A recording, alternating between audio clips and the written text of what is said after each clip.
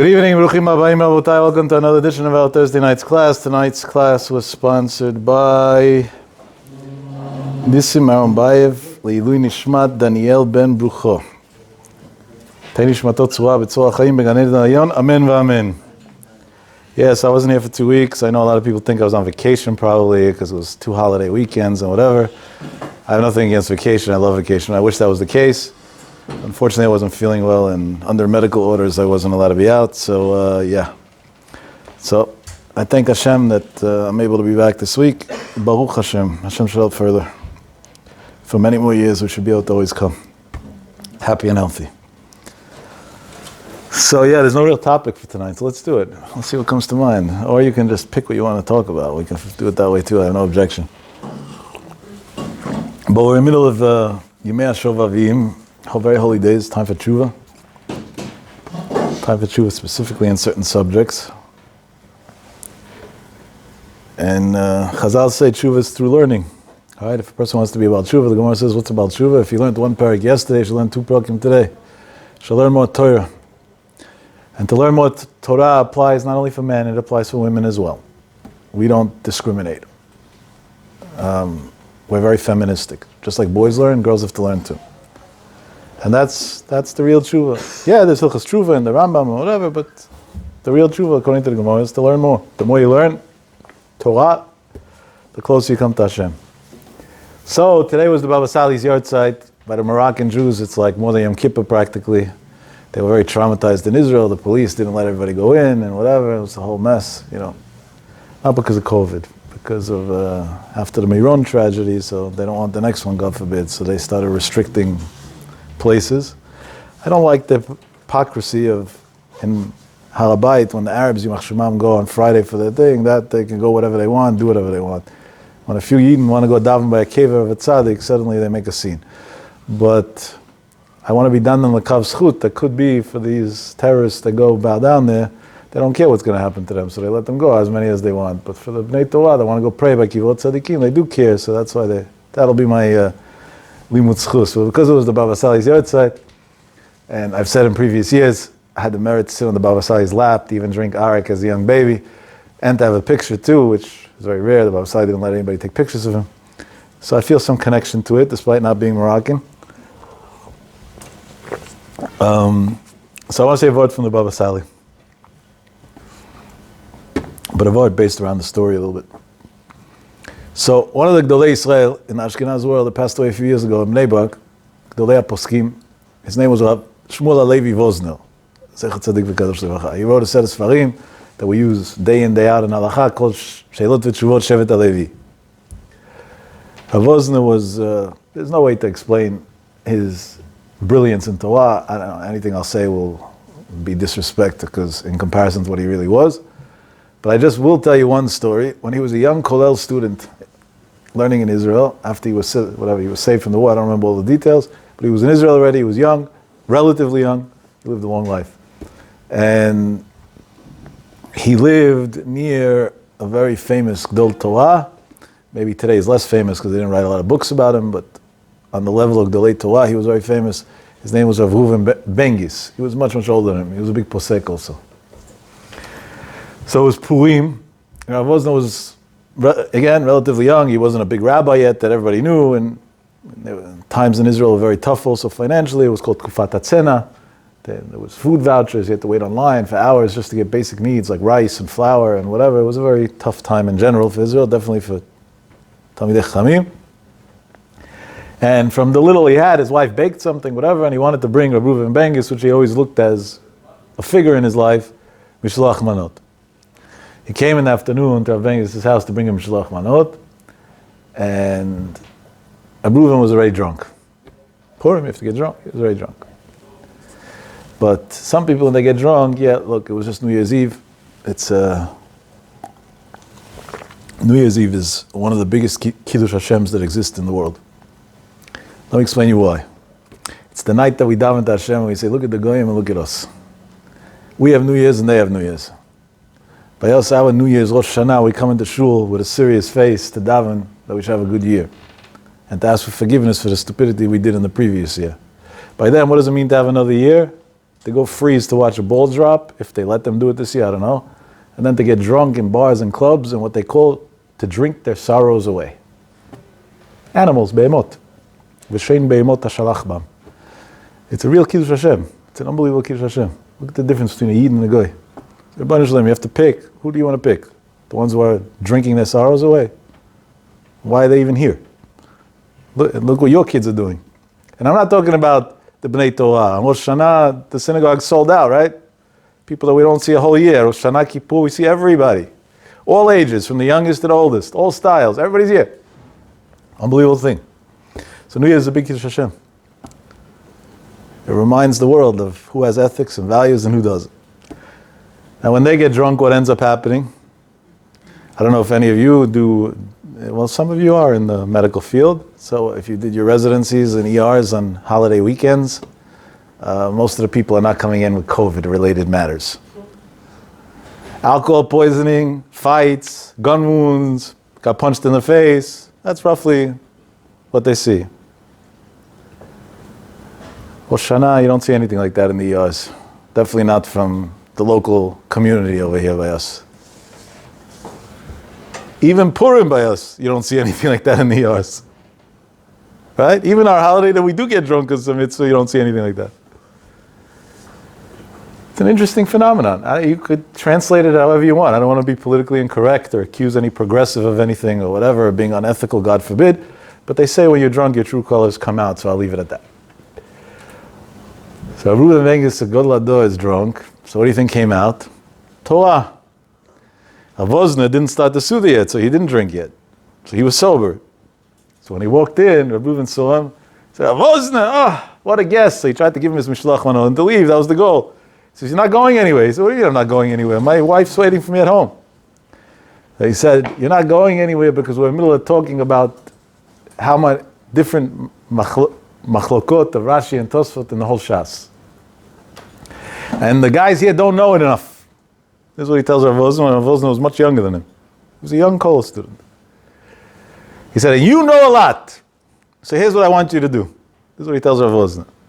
I want you to get up on the table and say out loud every daf yud, meaning every 10th page of the Gemara, what the first line in the Gemara is, what the second line in Rashi is, and what the third line in Tosfot is.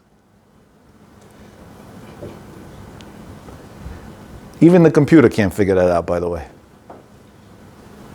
There's no search in Bar Ilan and Otzar Chokhmah that could do that for you. You know, Rav Vosner didn't tell him no. He said, Rabbi, mechila, it's going to take 2 hours, and my wife's waiting, and she's going to be scared. So I can't do it. Meaning the issue wasn't to rattle off the information. That he could do at under 30 years old. The issue was sensitivity. His wife's waiting. Bengus had a lot of alcohol in him. He said, of course, that you're not allowed to be mitzvah your wife. It's a big sin. Here's a solution. He took out of his pocket what was considered an enormous amount of money back then. He handed it to one of his gabayim, one of his people there. He said, run to his wife's house, show her the money, tell her if he's willing to let him stay by me for 2 hours, then the money's hers. She just won the lottery. Of course, she agreed that he should stay there for 2 hours.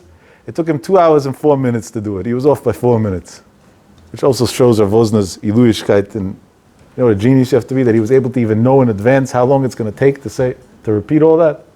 There's no way to explain that in human terms, a brain like that. There is no way to explain it. Why am I saying this? What does that have to do with the Baba Sali? So this Rav Vosner hears that some Moroccan Jew moved to Israel, lives in Netivot. Baba Sali lived in different places throughout the time, but at one point he lived in Netivot. And he's given blessings, and it's working. People walk in sick, come out healthy. People walk in sad, come out happy. People walk in without kids. A week later, they're pregnant. It's working. He said, blessings have to come from something. How could it be? He decided he's going to check who the Baba Sali is. He has to see who the Baba Sali is. Not bad. Baba Sali was much older than him. So he went It's a long journey. It took him from after Shacharit until 3 o'clock in the afternoon to get to the Baba Sali's house. He walked into the Baba Sali's house. He sees tons of people waiting and people walking in and coming out happy and saying all these miracle stories and all these things going around and whatever. And he still didn't pinpoint like what the story is. Why? Like, what is it? So he thought in his mind, no, probably he's a Tmimus Dikas Fardish Jew. He has Emunah Pshuta, simple Emunah. And because he has simple faith in God, so Hashem gives him the power that his blessings happen because it comes from a simple faith. That's what he thought in his mind. The word in Hebrew that he used was Tmimut. Not Tmimut Shelo. He had a Tmimus. And then that's what Allah gives him the power. That's what Rav Wosner was thinking in the waiting room. It says a few seconds after he was thinking that, Baba Sali's Gabbai says, who's Rav Wosner over here? The Baba Sali calls you. He's calling you. He goes into the room. Those who saw the Baba Sali towards the end of his life, it was hard for him to sit. He had back problems. He used to lay on a couch and he had like a thick, it was technically a blanket, but it looked more like a carpet they used to cover him. And he was like laying there like that. And he turns to Rav Wosner and he says, what's your name? And he tells him his name. What are you? I'm in Koil. He said, oh, you're in Koil? That means you're learning. Yeah, what are you learning? Now, Rav Wosner doesn't understand. He thought this was the Tmimut of a Sephardic Jew, not that somebody is going to ask him what he's learning. So he tells him he's learning Masechet Baba Batra. So Baba Sali asks him what daf. He tells him what daf. He said, oh, so how do you understand the Maram Shif's question on Tosfot? So he tells him. So Baba Sali brings him like 15 proofs otherwise. They go back and forth, and there's a ping pong game. Baba Sali says this, he says that. Back and forth. Rav Wosner and the Baba Sali. And that's why I told you the story about Rav Bengis and Rav Wosner before, that even at a young age, Rav Wosner was an Ilui Atzum. So these were two Gaonei Olam talking. You know how long this conversation lasted? From 3 in the afternoon to 11 o'clock at night. 8 hours straight, by heart, with no Sfarim. Baba Sali and Rav Wosner arguing and learning back and forth. On a random Masechet that he happened to have been learning then. Right? The Baba Sali wasn't learning that then. Just off the top of his head. And it's also a different style learning. In general, Sfaradim learn more halacha, Ashkenaz learn more, yeshivish style, we'll call it. And Afal Pike. At 11 o'clock at night, Rav Wosner told the Baba Sali, Mechila, it's been a lot of hours, and I traveled a long way. I feel very weak and I have a headache. I would love to continue talking to you, but is there something to drink? So maybe it'll help me for my headache. He was dehydrating already. The Baba Sali gave him a cup of arak. Why not? Headache on an empty stomach, 8 hours later, have a drink. Rav Wosner said he drank it. Rav Wosner said over the story himself. Rav Wosner said he drank it. There was no chochmas. At that point, he saw the Baba Sali's Talmid Chocham. Talmid Chocham gave him something to drink. That was it. He said his headache went away. He said, but then he felt a little more comfortable, a little more loose. I guess the alcohol took some effect. And he turned to the Baba Sali and he said, how do you know this? You didn't grow up in the yeshivas that we grew up somewhere else, in a different world. How are we having this discussion for 8 hours already? And the Baba Sali smiled and said, from my tmimut. The Ruach Kodsho, he saw what Rav Wosner was thinking 8 hours earlier in the waiting room. From my tmimut. That's how. But then, and this is really what I want to get to, the Baba Sali told him, but I'll give you a real answer. It says, the Gemara says, Hashoteh mayim litzma'o, if somebody drinks water when he's thirsty, if a person drinks water and he's not thirsty, then he doesn't make a blessing at all, because water has no taste. But if he's thirsty and he drinks water, so then there's a pleasure out of it. So Mvarech, he makes a blessing, Shakol Niyah B'dvaro. Masechet Brachot. The Gemara continues and says, Rab Tarfon says, Borei Nefashot Rabot. He says Borei Nefashot. That's Gemara Masechet Brachot, fact. Baba Sali told him a pshat. By the way, later on I found that they said it before him as well. It's of course not a literal pshat in the Gemara, it's al derech haremes, but it's good to know either way. He said, in the Midrash says, Ein mayim el Torah. Hoi kol tzamei lechul hamayim, ein mayim el Torah. The water resembles the Torah. Happens to be, it resembles many other things as well, but amongst the many, Torah. So he told him like this. Hashoteh mayim litzma'o, if somebody drinks, he learns Torah out of thirst, that not he has to, or not they convinced him it's the right thing to do. This is what he wants to do. He's dying to do it. He's excited to learn, excited to go to a shiur, he's excited to learn. Mivarech, HaKadosh Baruch Hu says, when this person is going to give blessings, sha'akol niyah bidvaro, whatever he says, his word is going to happen. Everything that he says will happen. He said, and Rab Tarfon adds on, that even if somebody's very, very sick, he's almost dying, borei nefashot rabot, he could bring back his neshama and keep him alive.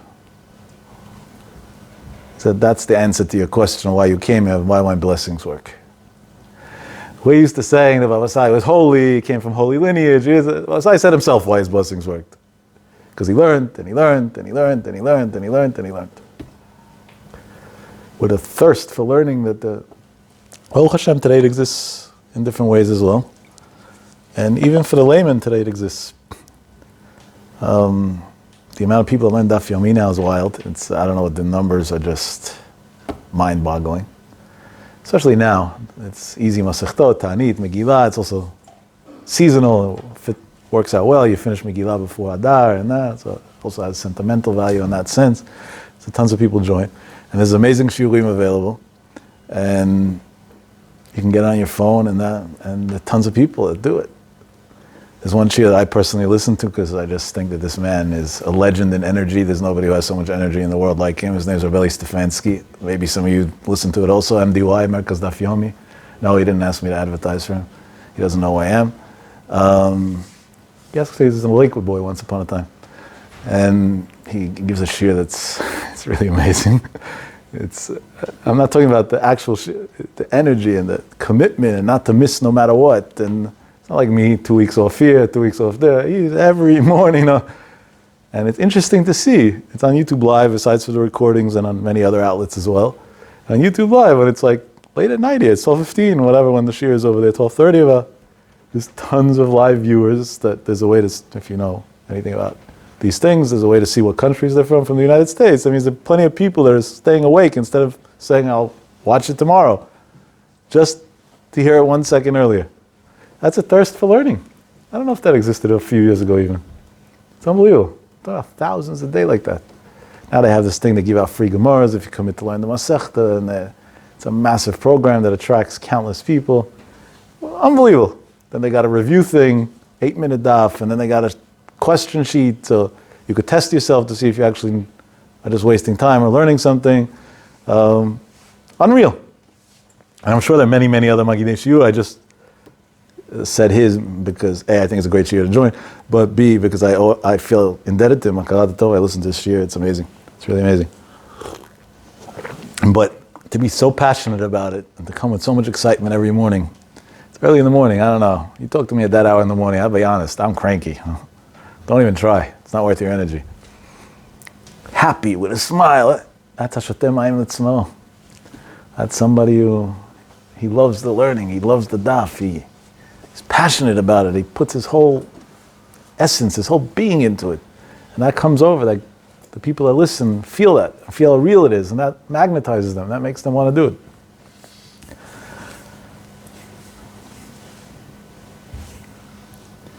It's very big. It's very big. So that was the interesting incident between Rav Wosner Zatzal and the Baba Sali Zatzal's Chutam, in plural, Tagen Aleinu. The Baba Sali on a different occasion said also one more thing about his blessings, just to be fair and square. That has to do with the days of Shovavim. Somebody asked him, where does this Koach HaBracha come from? So he said, Samach Ayin Pei Tzadik. That's what he answered him. The guy walked out, didn't understand what he wanted, ended up going to one of his grandsons and asking his grandson, what did your grandfather mean? So the grandson explained that Samach is a letter that's closed, right? It has no openings. Ayin is a letter, but it also is a word in Hebrew, I. Pei is a letter, but also a word in Hebrew, mouth. Tzadik, same thing, is a letter in the alphabet, but also means righteous. So he said, somebody who closes his eyes and his mouth for things they shouldn't see and things they shouldn't talk, so Hashem considers him a tzaddik, and tzaddik goes out, Kadosh Baruch Hu mekayem. And when the Baba Sali, his Shmirat Einayim knew no bounds, and his Hakpada and Lashon Hara was extreme. B'ruach Kodsho, he would be able to sense if somebody in the hallway or in the waiting room was talking Lashon Hara, and he would shriek from his room, "Get him out of here.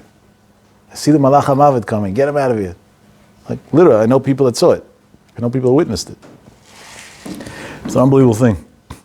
So yeah, that's out of respect for our Sephardic heritage and culture. It was a holy day today, a big schut, big thing.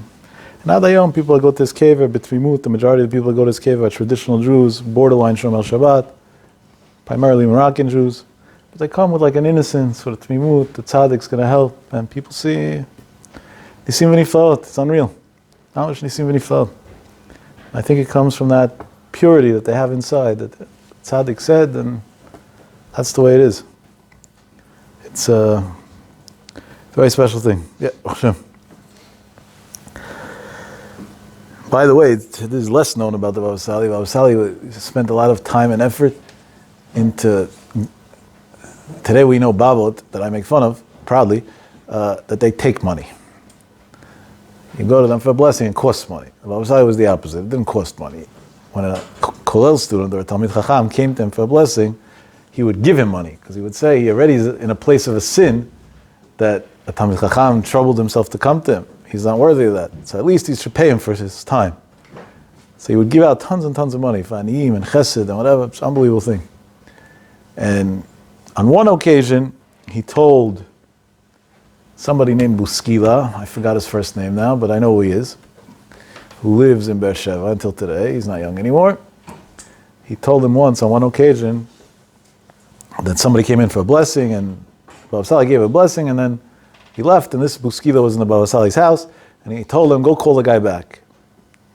And the guy came back, and the guy was already happy. He got a blessing from the Baba Sali for what he wanted. He left. He was happy with it. So he didn't understand why he's being called back. So Baba Sali told him, "Tell me the story again. Why you need a blessing? He needed a blessing for a child that was sick." So he told him the story again. Baba Sali was quiet, and tell it to me again. After the third time, the Baba Sali said, "Now you can go. He's healthy."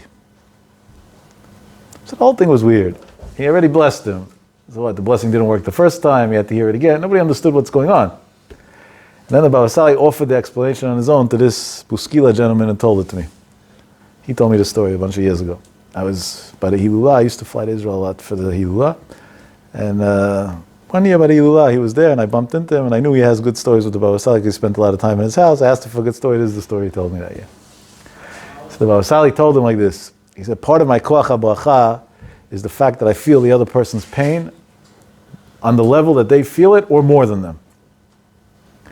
He said, when he left the house, I felt that I didn't feel his pain. And I knew my blessing wouldn't work. And it's a kid's life at stake. So I called him back that he should tell me the story again. I still didn't feel I felt the pain completely. The third time I felt I really feel the pain. So then I blessed him again, and I knew my blessing was going to work at that point. It's an unbelievable thing. And that brings me to a good word that has to do with this week's parasha. This is a word that has to do with this week's parasha. We talk about Makat Choshech, the last three Makot.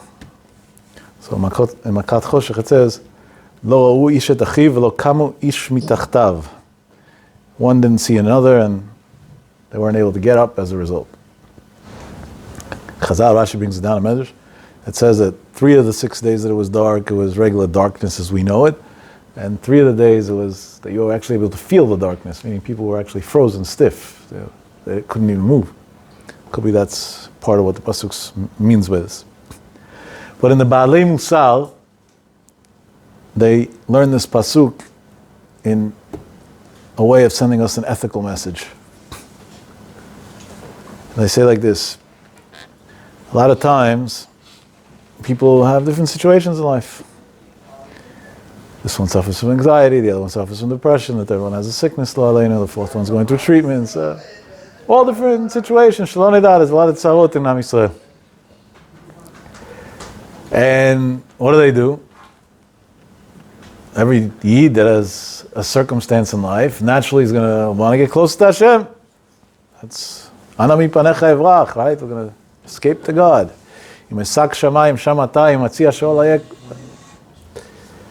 So what do they pick? So they pick that I'm going to get my tefillin checked, I'm going to check my mezuzot, I'm going to this and that. They read some Tehillim, do some afrashat chala. Each one with his thing. Go to Uman. I don't know. Each one's going to pick his thing. But at the end of the day, which is all beautiful, by the way, I wasn't cynical. But at the end of the day, in a moment of truth, these are all things that are bein adam lamakom. So the Baalei Musa say the pasuk here is coming to tell us exactly the opposite of that. All the problems in the world happen ki lo ra'u ish et achiv, because one person didn't see another. They didn't see the other person's needs, the other person's problem, the other person's pain. They didn't feel it. And memele lo kamu ish mitachtav. That's why they couldn't get up from their own problems. But if they would have seen somebody else's problems, they would have got out of their own. It's an unbelievable thing. There's no one, I'm not going to repeat the story because I repeated it so many times, that Rav Shem Zalman, whenever somebody came to him with a problem, would make him commit to do chesed, but not just regular chesed, chesed above and beyond. Because he said that's the only real solution to anything. You do chesed the right way, then he didn't say it because of this, but here you have a word. Lo ra'u ish et achiv, when a person doesn't see his brother, lo kamu ish mitachtav, you'll never get up from your tzoros, you'll never get up from your situation. Now let me tell you something. Chesed is not only about helping somebody else or being nice to somebody else. Of course, that's all chesed. But there's another part to chesed, and this is the hardest part in the world of chesed, at least in my opinion. And that's to give somebody else the respect for their opinion, even when you know deep down that they might be wrong, and even when you could prove that they're wrong. And to give them space for what they think, and to respect what they think, and to be willing to do things their way, even if it's uncomfortable for you. That's the ultimate chesed in the world. It's called validation, true validation. Not validation in theory, validation in action.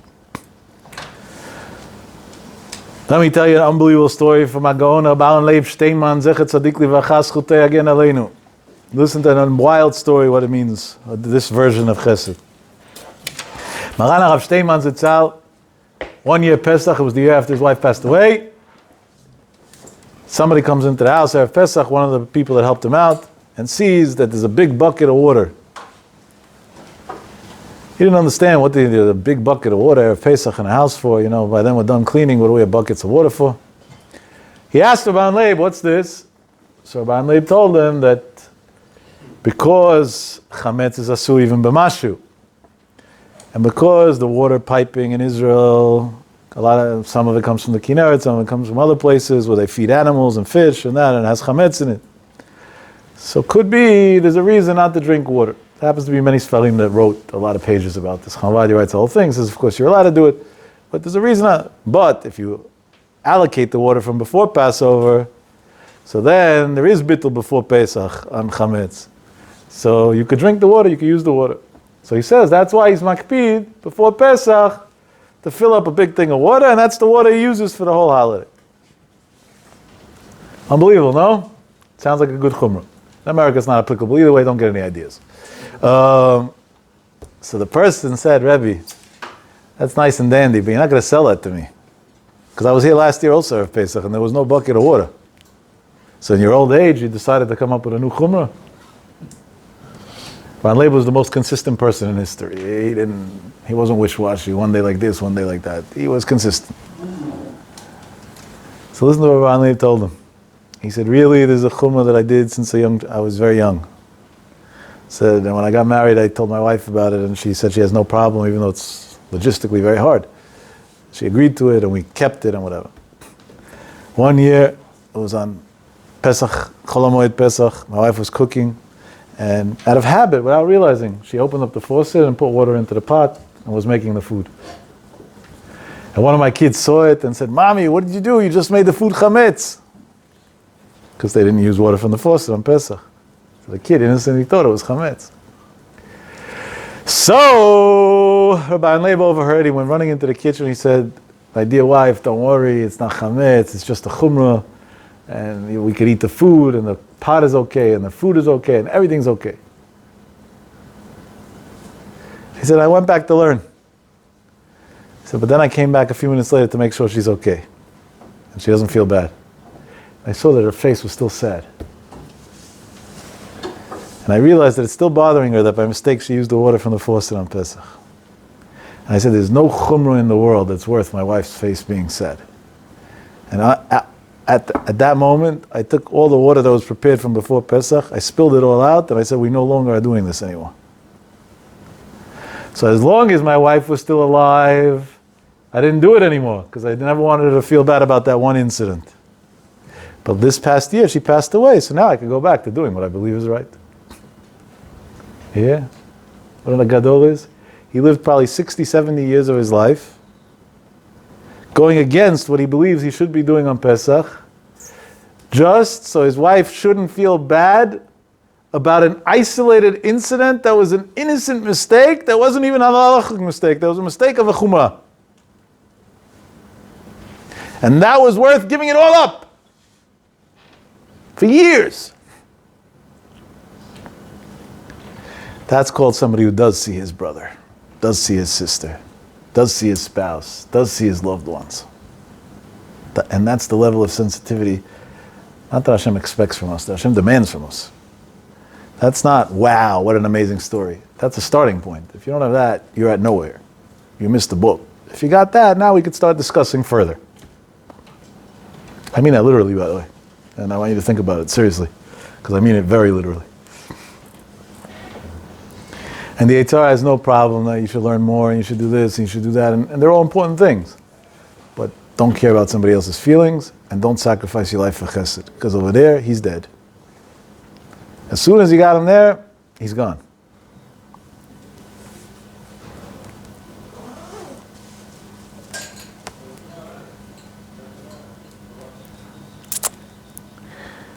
Talking about sensitivities to a spouse, Moshe Feinstein's of America. So I had a young Kollel student. Today you're not going to relate to the story at all because we're all with these phones and whatever, so it's so easy to call anybody at any time.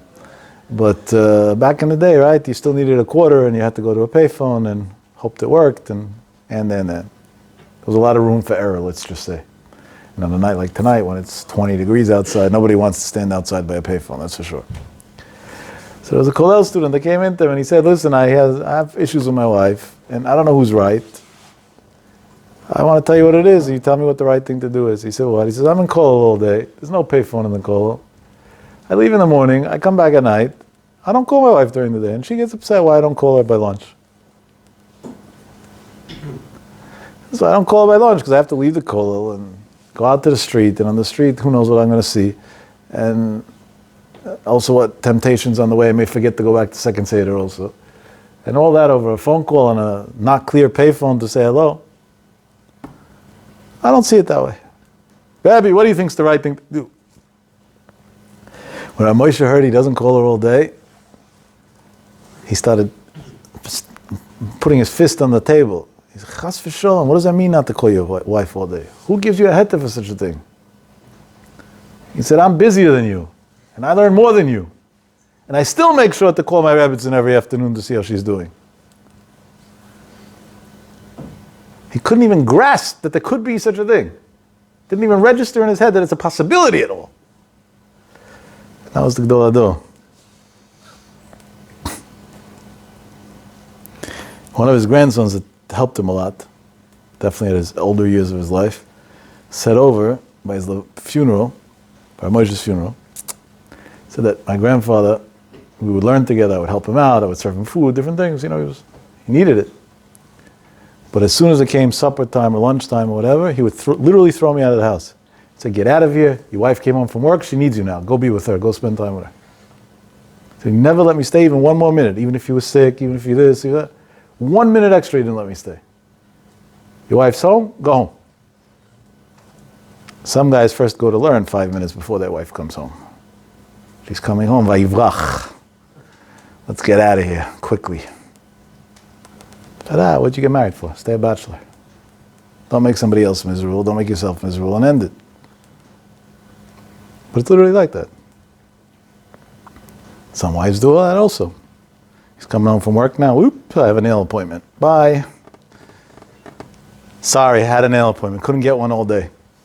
The whole day the Chinese lady was sitting twiddling her thumbs, but she made sure he couldn't get one all day because the monster's coming home from work. Let's stay away. It's a common behavior.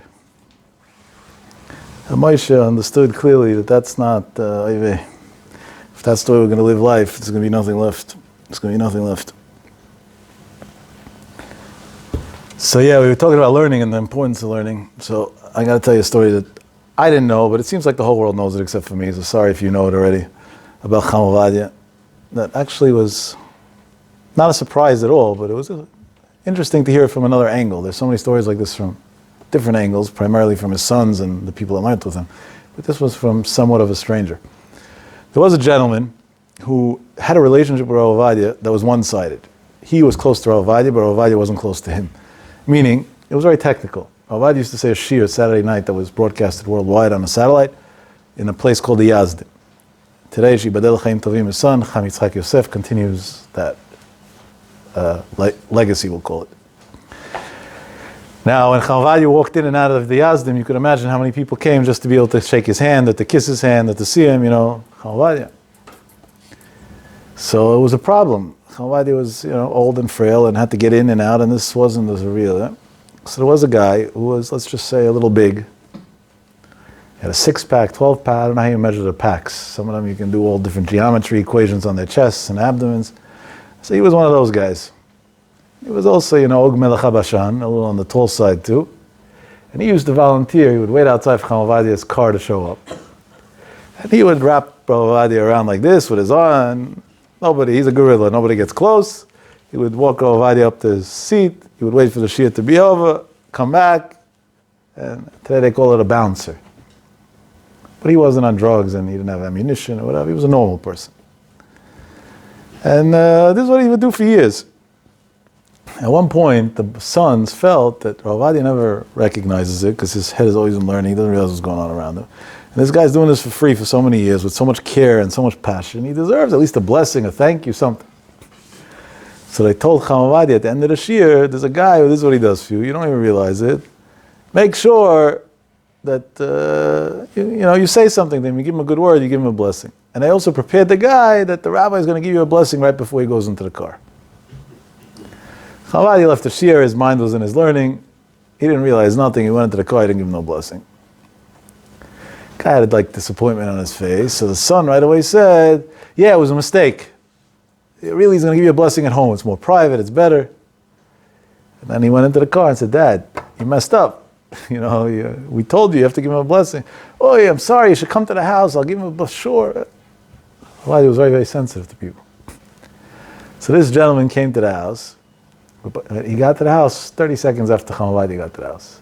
Chacham Ovadia had a nice big Beamer with a driver that had lights and sirens, so he was able to go quickly. This guy didn't have those privileges, so it took him a little longer.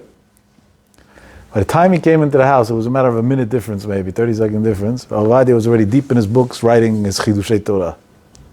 This was 11 o'clock at night on a Saturday night, after saying a shiur in the Yazdim and after learning all day, and. So the daughter-in-law, Yehudit, said, wait a few minutes. The rabbi will pick up his head, he'll see you, he knows that you're here. He'll give you a blessing. Those few minutes took until after 3 a.m. Then Rav Ovadia says, no, ani ayef, I'm tired, it's time to go to sleep. So he stood up to go to sleep and he sees a guy standing there. And he says, oh, I'm sorry, I didn't realize you were here, and if I would have realized and this and that, he says, no, now tell me what you want, I'll give you a blessing. And the guy later on said he asked for everything he needed in his life. All the blessings happened. He said it was well worth the few hour wait that he had to wait. But my point is not to make Rav Ovadia into a miracle maker with his blessings. That I honestly, to say over stories like that, not only I don't think are great, it's actually insulting. Because that was the opposite extreme of who Rav Ovadia was. Rav Ovadia was a man of learning. By the way, he also blessed and made a lot of miracles without knowing. But I don't even think he was aware that he helped people through his blessings. To him, life was learning. My point is this: his son just told him about something that's important to him, a mitzvah, karat tov, something that's extremely important. But Afal Piken, his head was so deep and so absorbed in his learning that the world just didn't exist. That's really what the Gemara says, that thirst for Torah. I said once, Rabbi Yozeri said, when Chacham Ovadia said Shiva for Chaim Yaakov Yosef, Zecher Tzadikim Livracha. So Rabbi Yozeri flew into Israel to do Nichum Avelim, and he saw Chacham Ovadia sitting in the study learning. And Avel is not allowed to study Torah. only sad things, whatever. So he asked Chacham Ovadia, what do you mean? How are you allowed to learn? So Chacham Ovadia told him, really, an Avel's not allowed to learn Torah, but for me not to learn, I'll die. So it's Pikuach Nefesh. Pikuach Nefesh is Doche min Hagia Avelut. And if Chacham Ovadia was actually learning, that means he meant it literal. That wasn't an exaggeration. He knew that it would cost him his life physically. That's called thirst. Hashotem mayim litzmo. But for this, you got to recognize it. And if you recognize it, it's then you could become something. But if you don't recognize it, then you spin wheels. I'll give you a practical example. The door over there. Well, this one doesn't really open and close much, but the front door of this building, I'm guessing is about 4 feet wide. So that means every time it opens and closes, that's 8 feet of traveling. I don't know how many times a day the door opens and closes, but we'll give a low number, 700 times a day. That's 56,000 feet of traveling. But it didn't move an inch. It's still in the same place. But it traveled 56,000 feet. Why didn't it move anywhere? Because it's on a hinge. Many people in life do a lot of good things, but they get nowhere because they're stuck on a stupid hinge. They have something from their childhood, or some fear, or some phobia, or something, and no matter how much, and they think they're advancing. That's the saddest part. I came so far, I developed so much, and this and that. You can get nowhere. Sorry to disappoint you. And the day you let go of that hinge, you go flying. Everything will be great. It's a big yesod in life, not to stay stuck on one place. There's psukim and Chazal that, in a way, kind of give that parable. Not directly, but indirectly. Yeah.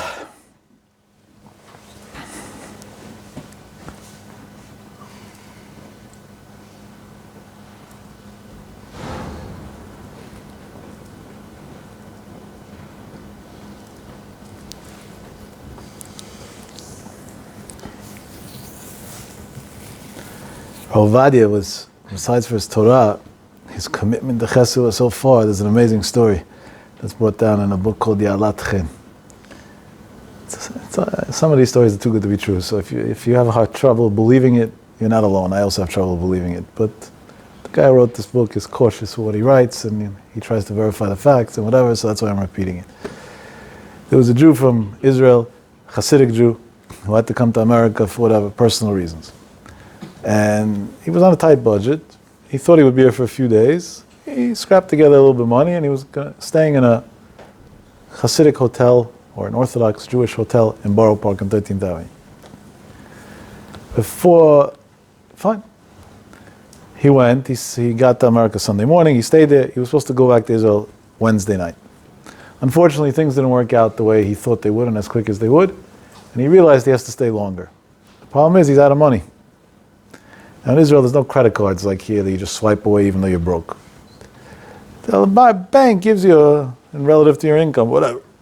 But he couldn't really afford to stay in this hotel anymore. He didn't know what to do. He decided he's going to be up front with the hotel owner. Happens to be an Israeli, I know who he is very well. He went to him, and he told him that, listen, I don't have money and that. I could pay for one more night, but I have to stay here until at least Saturday night. It's my first time in America. I don't know the language. I don't know anybody. At the same time, you're running a business, not a chesed house. I don't know what to tell you. This is the situation. Do you have any solution for me? So the guy told him like this: pay me for tonight, Wednesday night. Thursday and Friday night you could stay for free, but a minute after Shabbat you got to be out of here. I need the room back. But I have to pre-warn you. If Friday afternoon I suddenly get last minute bookings, which a lot of times I do because a Rebbe had a grandson or something and they're making something, Shalom Zachar, so suddenly a lot of Hasidim want to come to be close to their Rebbe, then you got to give me back my room, because on those type of events I make a lot of money and I need the room. So if you want to take the risk of having to leave the room right before Shabbat, so you could have it free for 2 nights. He had nothing to lose, right? He has nowhere to go. And he agreed. He was in the room. Friday afternoon, the owner comes, knocks on his door, said, I just got a big Hasidic group from some Rebbe over here. I need you to leave. It's Friday afternoon. Guy doesn't know the language, doesn't know anybody. Where's he going?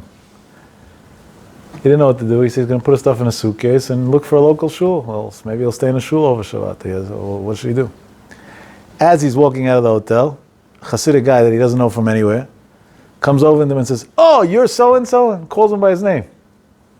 Guy's shocked. Who is this guy and how does he know my name? He said, yeah.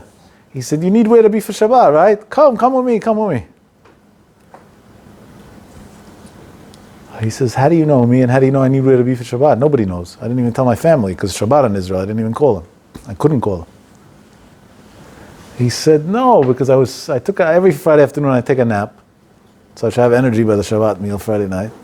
When I was sleeping, Rav Ovadia Yosef came to me in a dream and told me, how could you be asleep when 2 blocks away by the door of the Avenue Plaza Hotel, there's a Yid that needs a place to stay for Shabbat. This is his name, go run and get him. Now, Rav Ovadia is not known to be a Hasidic Rebbe, or to have a large amount of Hasidic followers either for that matter. So that's why I told you a lot of the dynamic of the story is a little bit hard to believe. But it seems like the Chesed was so embedded in his DNA that even after his 120, from Shamayim, when he saw a Jew in need, he still came back to the world in a dream to somebody to tell him to help another Jew. That's how embedded it was, the Ishta De'ehu. And that went hand in hand, that's what allowed him to get to the great heights of Torah that he had, which knew no boundaries in the world. This unbelievable commitment to bein Adam l'chaviro. But it's only a great thing when it doesn't come on the expense of learning. Allah didn't waste his time. He learned non-stop. And with all of that, he was able to still do bein Adam l'chaviro. Sometimes people ask me, how is that possible? So it's very simple. Instead of calling your friend to waste time, what did you post on Instagram today? What did you do this? How many likes did you get? And be another idiot. You can call your friend and you could talk about something meaningful in life. And you did the same chesed, that you gave somebody attention and validated them, and didn't waste somebody else's time and corrupt their brain too once you're at it. It's not so far-fetched. It's very easy to do. And for boys in the yeshiva world, it's the easiest thing. You see a boy who doesn't have a good chavrusa, go offer him to learn with him on your own half an hour a day. And you're doing chesed half an hour a day in the yeshiva without harming your learning. And by the way, the Chazon Ish promises that anybody who does that is going to have big success in his learning. The Chazon Ish a lot of times learned with boys that weren't the smartest, we'll say. The Chazon Ish was a big genius. And he says a big part of the reason why Hashem allowed him to get to these high levels of Torah was because of that. Moshe used to learn with people that had just become religious and didn't know basic halachot, and he would sit there patiently and teach them on Sundays the ABC of halakha. You get up in the morning, you got to wash your hands, say this blessing, that blessing, literally. And that wasn't considered a waste of time. By the way, Nigus Moshe has a tshuva that the past bunch of years became more famous, but prior, I don't know, for some odd reason, it wasn't so famous, that he writes that just like there's a halakha of maaser ksafim, that a person has to give maaser, there's a halakha of maaser in time. You have to give 10% of your time to help others. So Moshe stuck to what he preached. So he gave 10% of his time to, probably much more than that, by the way, but to help people. So I had a good experience today coming here. Really, I was like minutes away from not coming because I wasn't really up to doing the drive. And my driver was on vacation, not on vacation, he's working for me somewhere else and he couldn't make it back in time. And I thought that we're going to have to do strike 3 this week and be off again. On all physical and biological levels, that would have been the right thing to do, by the way, and the responsible thing to do. But for me, 3 weeks in a row not to come to this year is already a little bit of a heartbreaker. And well, even 1 week, but definitely 3. So I decided against it. And I called a friend of mine who's here, who did me the favor to drive me here. Without him, I would have been off tonight. But not only did I get a ride here and soon a ride back, I also got a good vote. So you'll take this vote, and with this you'll go home. Actually, good idea, I liked it. He said he was in Camp Simcha a few weeks ago. The Stachina Rebbe was there and said this idea. I'm going to water it down a little bit in the way I understand it. He was discussing the importance of hakarat hatov, of gratitude. Probably the greatest crisis that exists right now. That the idea of gratitude is not even a thought. It's not even a concept anymore. It's like, wow. Everybody feels entitled. They owe it to me. Well, I should have gratitude. Everybody owes me everything.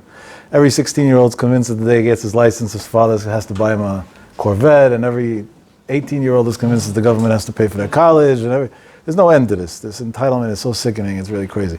By the way, that's why they're a bunch of pathetic losers, because they're victims their whole life, because they didn't get what they think they're entitled to. Really. Did you see anybody successful lately? A bunch of pathetic losers. The ones who made money was on some virtual coins, and because they live in such a virtual reality, so they make money on virtual coins and virtual this and virtual that. Really? Am I exaggerating? You know any 30-year-olds that invented a breakthrough in medicine or whatever? Got a Nobel Prize in medicine lately? Or nothing. Anything smart? Physics? Something? No, brain dead. Literally, there's a brain dead group. And the core of it is not that they're bad. They're good people. But they were raised in an environment that they thought that they are entitled. And anybody who thinks that they're entitled to anything will never get anywhere in life. Literally. No chance. It's a lost cause in advance. The Torah says the opposite extreme of that. Moshe Rabbeinu didn't hit the rock, didn't hit the sand, didn't hit anything didn't hit the sand because he felt a debt of gratitude that he was able to use sand to bury the criminal he killed. It's the opposite extreme of entitled. Right? It's the ultimate. So he said that the Stachina said a good line.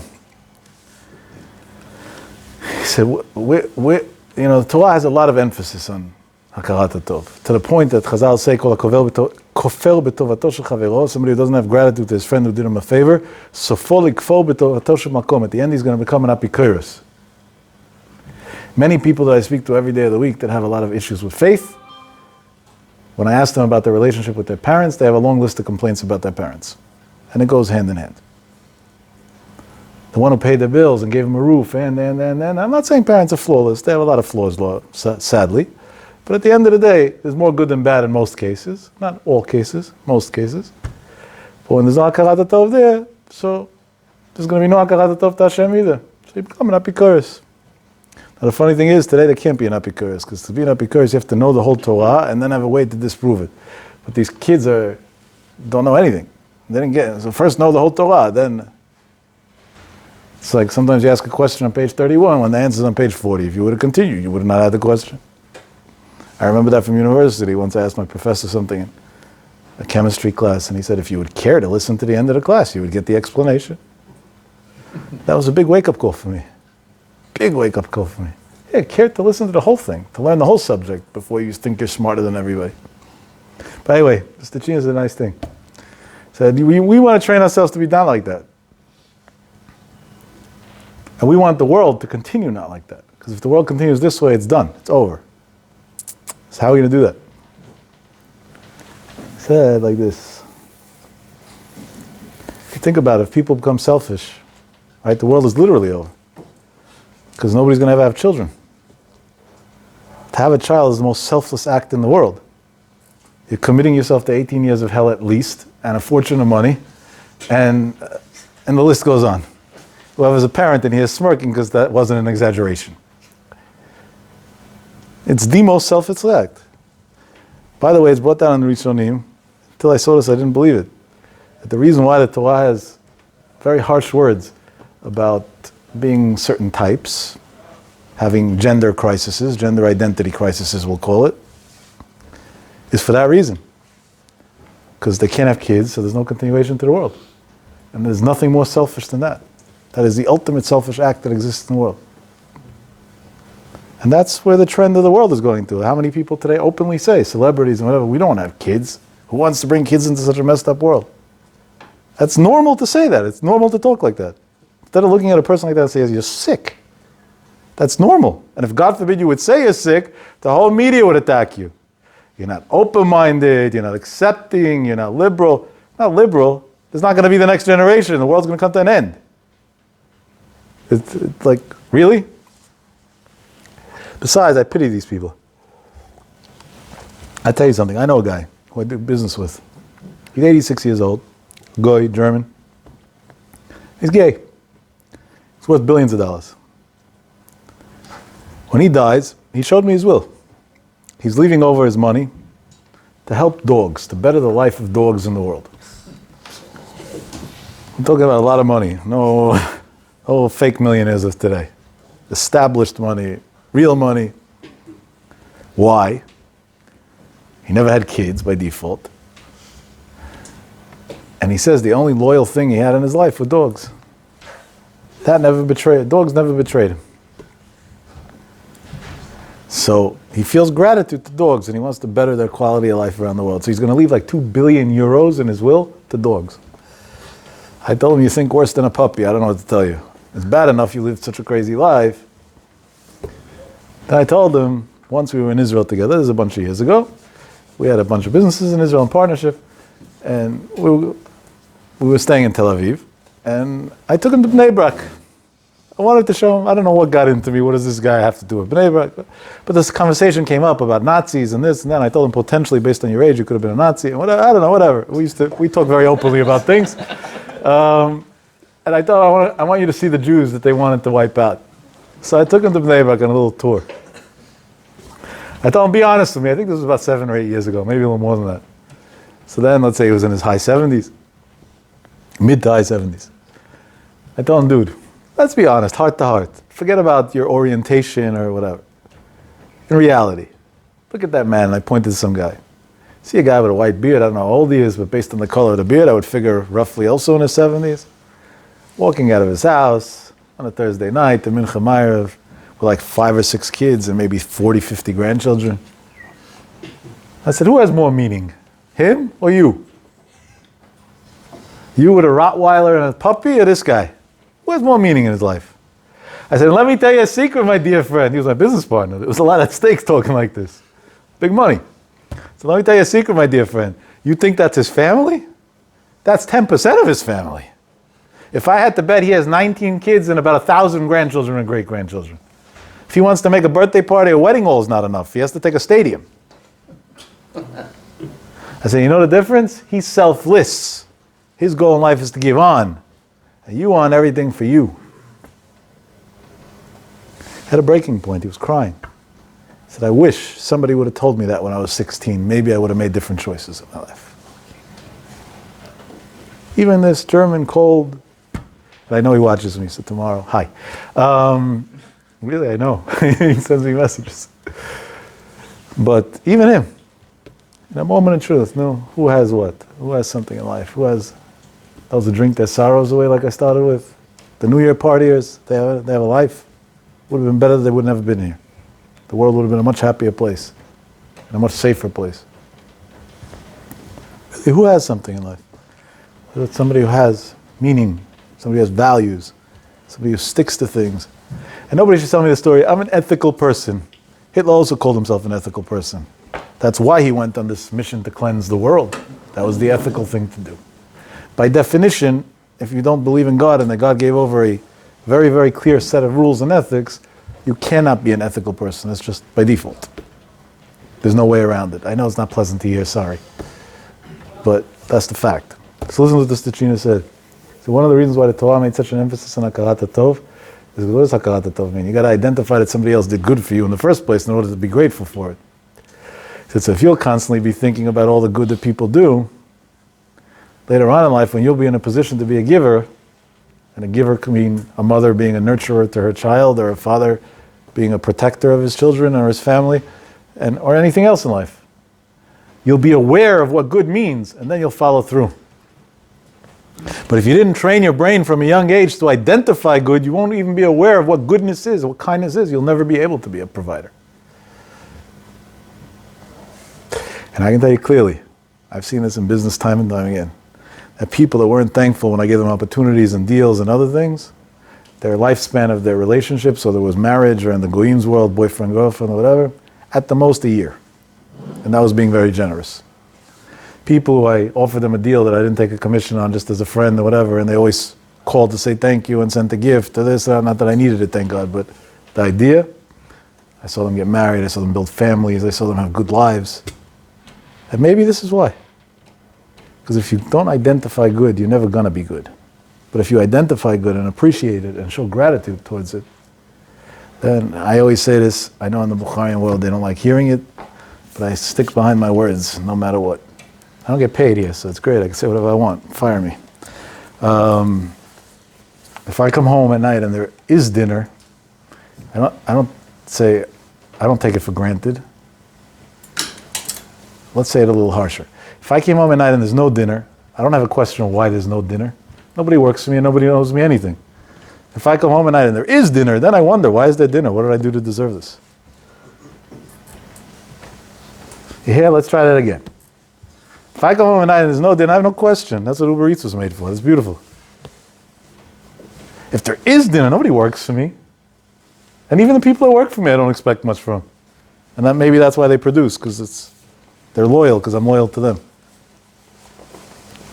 Today, everybody has a list of what their parents owe them, what their wife owes them, what their husband owes them, and now we have a new sick way of justifying it. These are my needs.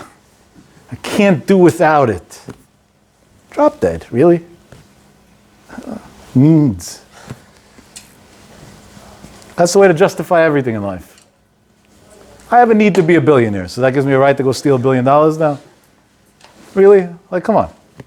Get help! Learn how to deal with things. Get help. I'm not saying people have needs and we should be very sensitive to them and try to provide them and everything, but to go use that as an excuse to con the way out of life, there's no end to that. And the way the world is running, it's just going to get worse and worse. I think we learned a good mussar from the state of Israel today. There's a Hanukkah time, they talk about this a lot because it's a Pnei Yeshua like that. There's a halacha that says, Tuma utra b'tzibur. With this I'm going to end because it just came to my mind, so I want to say that. That means that even though we really, definitely for the temple, but even without the temple, we utilize things that don't have Tuma, that are pure. But if everything is impure, so then Tuma utra b'tzibur. In certain levels of Tuma, it became utar b'tzibur. That's why the Pnei Yeshua says he doesn't understand what the whole question is, why they needed to find the pure jug of oil for the menorah. Tuma utra b'tzibur. It was okay to use the not pure oil in the Beit Mikdash because everything was impure at that point.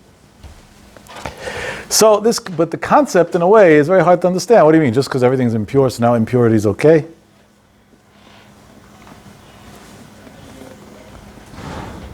So I don't know. I'm not here to answer the spiritual end of it. But here's the materialistic end of it. So the state of Israel has been pretty much closed to the world for 2 years, except for a little break in the middle of a few weeks. And even that break was only if you were jabbed twice or 3 times, or by now Israel's jabbing people the 4th time already. Probably in a few weeks it'll be the 5th. Why not? Chamsa, it's an Israeli thing. I'm sure they'll market it that way too. There's no end. And that wasn't me mocking vaccines. I have nothing against vaccines. I have things against stupidity. Meaning when the science shows it's not helping anyway, so why jab people for no reason? But as long as the science was showing that it was helping, of course. I got vaccinated, I'm very proud of it, and I stand behind it very strongly. And then I said a few weeks ago in a shir, and I ticked off a lot of people, that somebody who talks against vaccines is not bikuris, because Gdolei Yisrael said to get vaccinated, and you have no right to say against them, no matter what you know. Besides, I, by the way, spent a lot of hours wasting my time looking at all these quote-unquote religious figures that are anti-vaxxers. The common denominator between all of them is they're all Amei Haaretz, never learned in a yeshiva high school, don't know Torah, and don't know science. They're ignorant on all fronts. That's the common denominator between all of them, straight across the board. Wasted hours. I wanted to see, maybe there's something I'm missing. Maybe the 5G, maybe the infertility, maybe there's something I'm missing. I spent a lot of years studying chemistry in Ivy League schools. So maybe I'm missing something. And I realized an interesting phenomenon. None of them went to yeshiva high school. None of them went to an Ivy League school. None of them have medical degrees. I'm talking about the religious Orthodox figures that come in the name of God. I'm not talking about anti-vaxxer doctors or Looney Tunes like that. Nothing, zero. So you have the chutzpah to talk about something you know nothing about in a demagogic, illiterate, ignorant way. Now again, that doesn't mean that today it's applicable anymore, because right now we know this joke doesn't work so well. So at that point the story changes. Definitely not for kids and other things like it. But I'm not voicing an opinion on that. My opinion is one and only one thing. Gdolei Yisrael have Ruach HaKodesh. There's 3 Gdolim, 2 in the Ashkenaz world, 1 in the Sephardic world, that are the old sages of our generation. Hashem gave them Ruach HaKodesh. You want to argue with God? You're not bikuris. Next. So who cares what you have to say in the first place? But where does this come from? That each guy thinks he has an opinion and each one...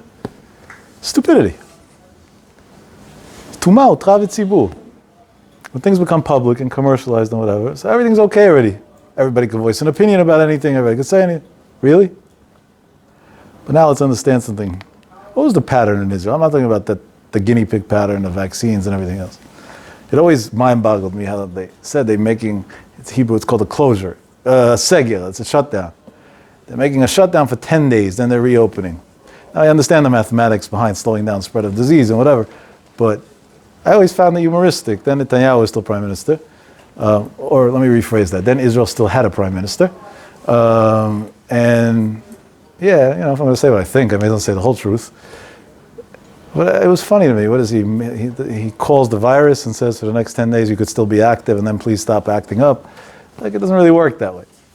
So now they got this Yerovam ben Nevat guy that calls himself prime minister. And he wrote a book before he even dreamt of getting elected about how to manage a pandemic. In reality, he came out a fool. The opposite extreme happened. And now Israel had yesterday 16 and something thousand people testing positive, which for a population of under 9 million, that's very bad.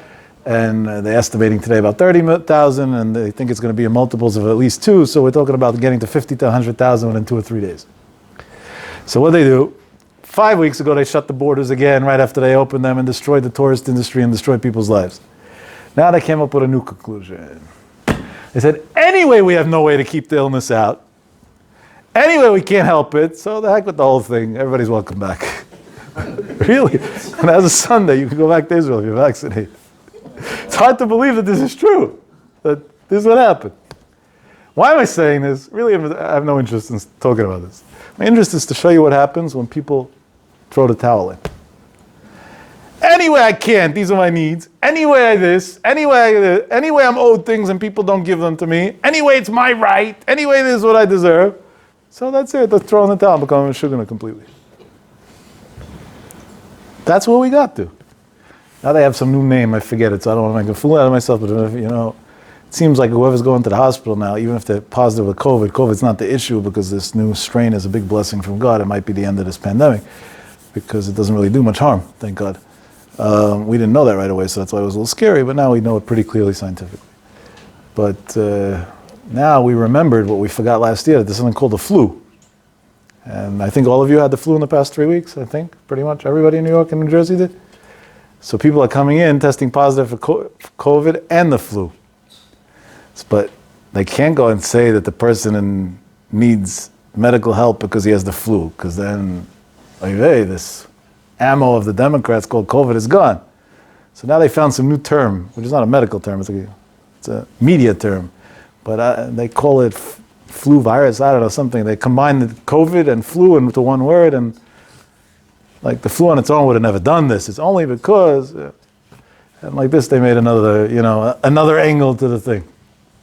Israel took it even a step further. I love this. They had a problem this week that people were going to get tested in the tens of thousands, and the lines were crazy, and there's no tests, and the whole country is run like, you would think you're in, I don't know, some third world country that doesn't even have phones. Unbelievable what's going on there. And so they don't know what to do, so now they came up with a new thing. If you're not 60 and have pre-existing medical conditions, you don't need to get tested. Use a home kit, figure it out on yourself. Wait a second, you were the country that 3 days ago slapped a 5-year-old girl with a ticket for her mask being down because she was drinking out of a straw. That's a pretty drastic shift. Don't even get tested, forget about it, the whole thing's a joke. What happened? What the psukim in these week's parashiyot say? When a person goes and rebukes God, Hashem says, "Kasher italalti b'Mitzrayim." I'm going to expose how stupid you are. I'm going to make you make a fool out of yourself. Everything you said and did and preached for the years and made everybody crazy, now you're going to go do the opposite extreme. And by the way, the Biden administration, if you can call it that, or the Biden mockery, today was a big day by them, January 6th. Oh my God. When they came to the Capitol. I have a lot of other big days lately, including today when they shot in cold blood somebody in the subway for no reason other than the fact that he was white. And hundreds of stories like that in the past month alone. Maybe we should talk about those. But, and check the stats, what happened in the previous administration and now with crime, and just do the mathematics of what's important and what's not. But they also went with masks and with this and that, but now the masks don't work. So now one of them proposed, I don't know if it was yesterday or today, I wasn't sure that if this was a joke or real. I actually went to check it up on the government's website. They're proposing that families should get a stipend of money besides for all the free money they already printed and destroyed our economy, a new striping. They want people to wear N95 masks. And N95 masks are extremely expensive. So you should start getting vouchers in the mail to buy N95 masks. They're worse than Israel. At least Israel surrendered, said we were idiots, and now let's move on with life. That's how far they want to go now. I think the next step is going to be that it should say Biden 2024 also. Somehow that's also going to make that the germ doesn't go out. Because that's at the end of the day, right, the only real agenda that's going on over here. But how does this happen? These are not bad people, believe it or not. I know it sounds very evil and corrupt, but they're not bad. I know a lot of Democrats. There are a lot of nice people amongst them. Selfish. It's yeah, leave me alone with the mask. I've been done with that for 2 years already. I'm in mask rehab right now. Trying to get my lungs back after a few days of having to wear that. But anyway, where does it come from? They don't think about others. They think about what does the country owe me instead of what I could do for my country. I want free healthcare, and I want free tuition, and I want free this, and I want my student loans to be wiped away, and I want my taxes to be wiped away, and I. And that's the way it looks. Hashem deliberately structured the world that we should think you. Ish et achiv. Each person should think about another person. When you think that way, the world's a better place. Let's hope everybody will be healthy and safe. I think most of us went through the flu and COVID and got vaccinated and all at once already. So I think we're in good shape, Bezrat Hashem, and we should all feel good and be healthy and have a Shabbat Shalom and a great Chodesh Shvat, Shenishma B'sorot Tovot.